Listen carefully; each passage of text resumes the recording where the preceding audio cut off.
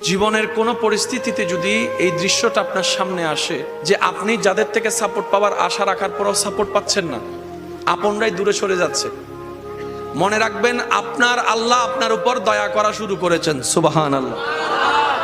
ওই বিপদ থেকে আপনি যাদের সাপোর্ট নিয়ে উঠতে চাচ্ছেন, রব চাচ্ছেন আপনাকে কেউ না করুক সাপোর্ট, আপনার আল্লাহই স্বয়ং আপনাকে সাপোর্ট করতে চাচ্ছে বলেই মানুষকে দূরে সরাই দিচ্ছে। সুবহানাল্লাহ।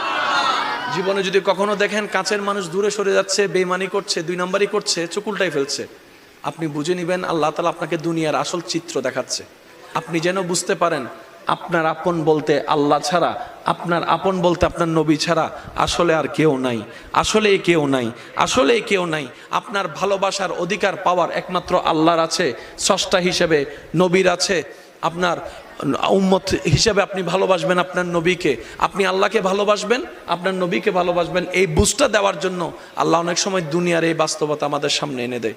অনেক ভাই বোন, ভাই ভাই এমনও আছে মানুষের কথার ফাঁদে পড়ে, ভুল বোঝাবুঝির কারণে কিংবা মেজাজ গরম থাকার কারণে, দুই চারটা কথার শিকার হওয়ার কারণে হয়তো কোনো একটা সময় দূরত্ব হয়েছে, কিন্তু এখন একজন আরেকজনের সাথে মিলতে চায়, বসতে চায়। ওনাদের মাথায়ও চলে আসছে বাঁচবো আর কয়দিন, বুড়া তো হয়ে গেছে, কিন্তু ভাইকে এখনো বুকে জড়াতে পারলাম না, অনেক দিন হয়ে গেল।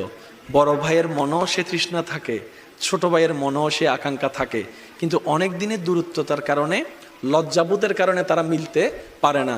আমি আমার ভাইদেরকে, যুবক ভাইদেরকে অনুরোধ জানাবো, যদি এরকম কোনো ফ্যামিলি কন্ডিশন হয়, আপনারা যুবকরা মিলে, ভাইরা মিলে, চাস্তো ভাই জাত্তো ভাইরা মিলেই আপনারা উদ্যোগ